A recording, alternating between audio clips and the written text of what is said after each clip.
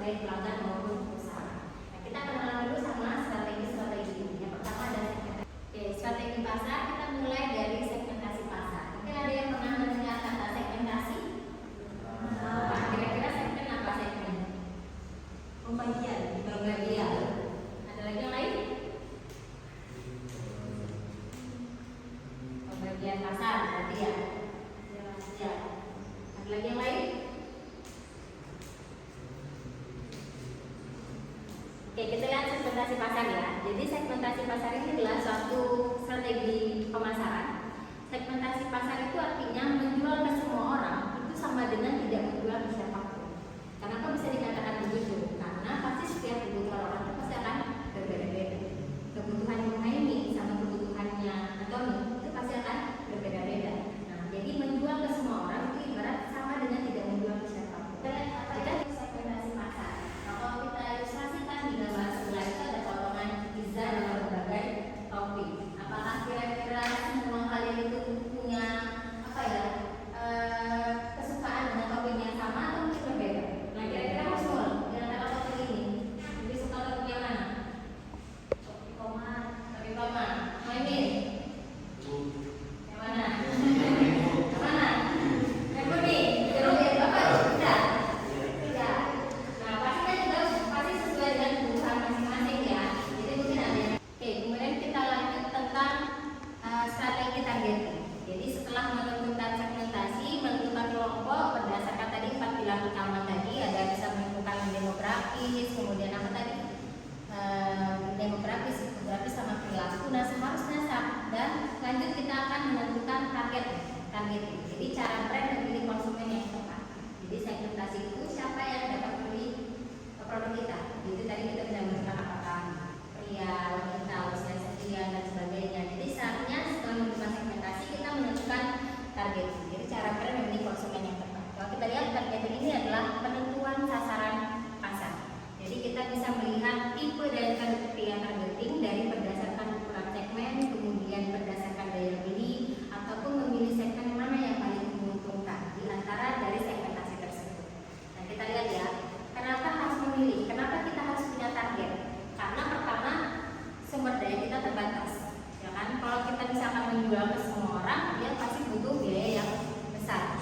Jadi segmentasi tadi adalah untuk efisiensi biaya. Jadi yang pertama kalau misalkan kita punya strategi targeting itu adalah pertama untuk bisa efisiensi biaya iklan. Jadi fokus anggaran pada target yang tepat, bukan menyebar ke semua orang. Misalkan target kita tadi adalah cewek, perempuan usia misalkan dari 17 sampai 20 tahun. Nanti kita fokus di analogikan dengan potongan kue tadi. Jadi segmentasi itu adalah proses memotong-potong kue. Kita akan mengelompokkan dari berbagai topik tadi ya. Kemudian maka targeting itu adalah keputusan tentang potongan kue mana yang akan mau kita makan dari itu. Apakah mungkin tadi yang potongan yang besar, atau mungkin yang berwarna pink atau yang seperti apa, itu adalah keputusan tentang potongan kue mana yang mau kita makan dulu. Jadi Anda tidak bisa menangkap semua ikan di laut dengan satu jenis jalan.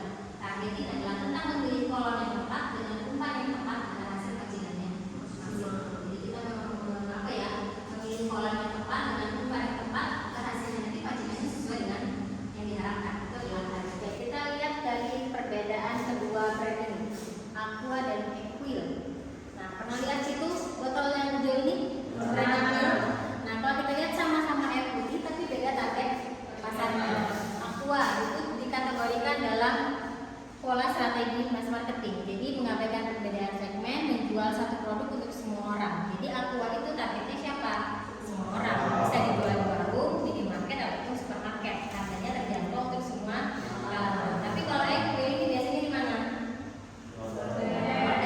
Ya, jadi targetnya itu adalah meja rapat pejabat atau mungkin hotel bintang 5. Dia dijualnya di restoran atau hotel mewah dengan harganya premium dan eksklusif. Jadi harga Equil ini berbeda pasti dengan Aqua karena target pasarnya juga berbeda. Jadi dia sama-sama air putih tapi beda target pasar. Jadi produk sama air putih tapi strategi targetingnya berbeda, itu pasti akan menciptakan positioning dan harga yang sangat berbeda. Jadi Aqua itu targetnya untuk semua orang, berarti harganya terjangkau. Tapi kalau Equil itulah targetnya adalah meja rapat pejabat atau hotel bintang 5, ya pasti harganya premium meskipun dia sama-sama air putih. Tentang daya lagi, jadi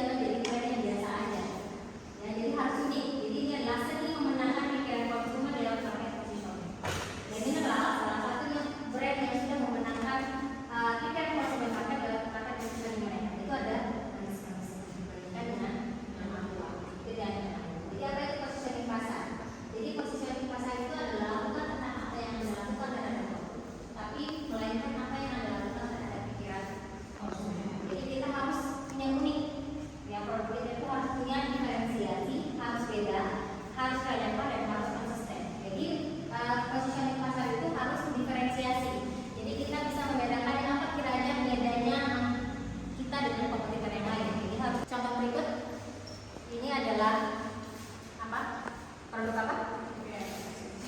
Skincare. Jadi dia kosmetik ya. Kita lihat satu industri tapi beda kamar digunakan konsumen. Ada Wardah, Emina sama Sambil. Kalau Wardah itu pasti diingat tentang halal, kosmetik halal dan terpercaya. Emina itu remaja ya. Tadi targetnya dari mungkin remaja usia 17 sampai 17 tahun. Samping, yang udah sempat viral ya, mahal. Ya, ini adalah samping ini adalah skincare berteknologi tinggi dan fokus atasi masalah kulit ya. Mungkin harganya lebih mahal dibandingkan Emina sama Wardah. Jadi positioning yang sukses itu pasti akan selalu menjawab satu pertanyaan krusial dari pelanggan. Mengapa saya harus memilih Anda? Bukan persaingan Anda. Karena kita pun sudah menciptakan keunikan yang berbeda dibandingkan dengan kompetitor yang lain.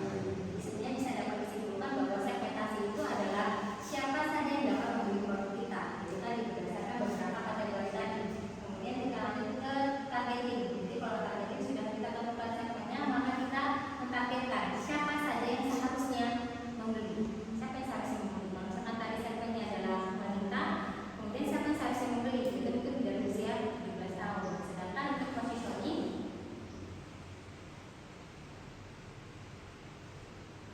kenapa saya harus memilih Anda bukan persaingan Anda? Jadi kita harus menentukan posisi kita di pasar, sehingga konsumen itu berpikir kenapa kita harus membeli produk ini dibandingkan produk lain. Itu adalah beberapa strategi dalam strategi pasar. Itu adalah segmentasi, targeting, dan positioning. Untuk refresh lagi tadi materi kita, jadi saya membuat beberapa pertanyaan terkait dengan segmentasi, targeting, dan positioning. Kita akan lihat sejauh mana pemahaman tentang analisis pasar ini, segmentasi, targeting, maupun positioning. Kita lihat dari segmentasi. Jadi seandainya kita mau membuka laundry keluar di depan kampus, nah langkah pertama itu pasti akan adalah melakukan segmentasi. Jadi membagi calon pelanggan ke dalam kelompok-kelompok. Nah, jadi di antara pilihan ini mana yang merupakan contoh kegiatan segmentasi? Kita bisa baca nih. Yang pertama ada mengelompokkan pelanggan, misalkan menjadi mahasiswa, pekerja, atau memilih fokus terlebih dahulu, atau membagi pelanggan berdasarkan perilaku, atau membangun citra laundry tercepat segi kampus. Jadi ingat ya, segmentasi itu adalah membagi atau mengelompokkan pasar, bukan memilih atau membangun citra. Kira-kira di antara kegiatan ini, pilihan ini yang mana contoh kegiatan segmentasi? Ibu, Ya, kalau lagi. dalam dua contoh kegiatan segmentasi itu ada dua tuh. Yang pertama, A, mengelompokkan pelanggan, mahasiswa, pekerja, ibu rumah tangga, dan pemilik kos.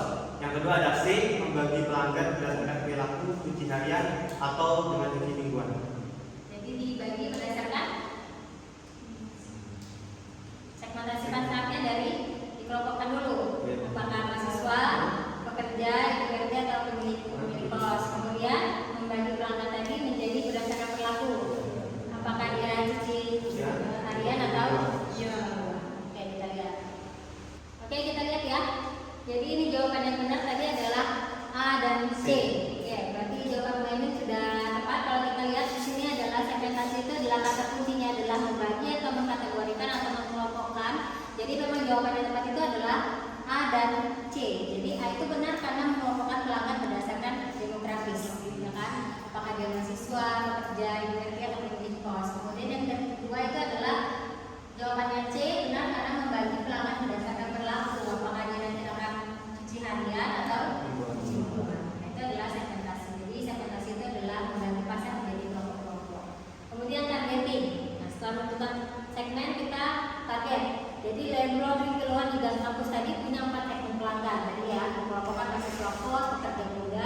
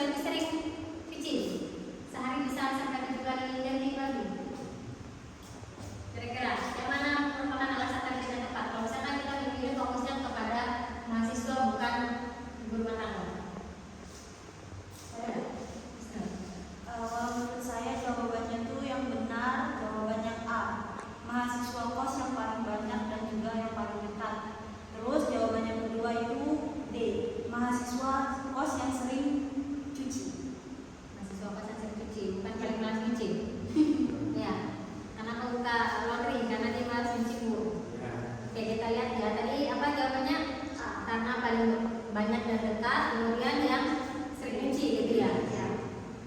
Kalau kita lihat targeting dari laundry itu adalah yang pertama mahasiswa kos paling banyak terdekat, yaitu ukuran segmennya besar, aksesnya tinggi. Kemudian yang kedua tentang mahasiswa itu pasti akan sering lebih kunci, preferensi pembelian tinggi gitu ya. Jadi targeting itu adalah proses memilih segmen mana yang akan dilayani. Nah, kita lihat mana yang pernyataan mungkin yang tepat mengenai positioning ini. Kita membuat positioning ini. Tadi ada diferensiasi, keunikan, kemudian misalnya relevan, konsisten, kira-kira seperti apa?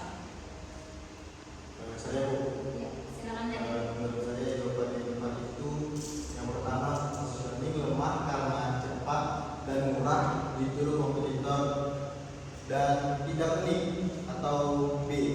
Yang kedua jawaban yang tepat itu D. Positioning bisa diperkuat dengan menambah diferensiasi cepat, murah, plus wangi 3 hari. Jadi ini yang pernyataan yang B dan D. Oke, kita lihat. Jadi ya, sebenarnya jawaban yang paling tepat itu yang memang B dan D. Karena kalau positioning itu adalah kuncinya adalah positioning yang kuat itu adalah relevan untuk target dan berbeda dari kompetitor plus sulit ditiru. Kalau kita cuma sekedar membuat cepat dan murah itu mudah ditiru sama kompetitor yang lain. Laundry yang lain juga pasti cepat dan murah. Ada yang 4.000, ada yang 5.000 per kilo kan. Tapi kalau misalkan kita menambah nih, misalkan positioning kita adalah wangi 3 hari. Jadi nanti jadinya cepat, murah, wangi 3 hari. Nah, itu pasti akan berbeda dibandingkan sama yang lain. Kalau misalkan nanti hujan, badai segala macam, baju kita sudah di laundry di tempat kita tadi dia masih akan tetap wangi 3 hari. Ini bisa menciptakan positioning yang berbeda dibandingkan sama yang lain. Jadi berbeda dari kompetitor dan sulit ditiru. Tapi kalau cepat dan murah mungkin semuanya sama aja, cepat plus murah. Tapi kita harus menciptakan keunikan yang lain. Itu adalah cepat, murah, dan wangi 3 hari. Sampai 3 hari wanginya udah hilang. Oke ya. Jadi ini adalah tentang segmentasi, targeting sama positioning. Diharapkan bisa membedakan ya antara segmen, kemudian target dan untuk minggu depan untuk memperdalam materi tentang strategi segmentasi dan targeting positioning ini, jadi saya akan memberikan tugas per kelompok. Nanti saya share di grup kelompoknya dan tugasnya juga saya share di grup. Jadi ini adalah tugas tentang analisis strategi STP pada industri fashion lokal.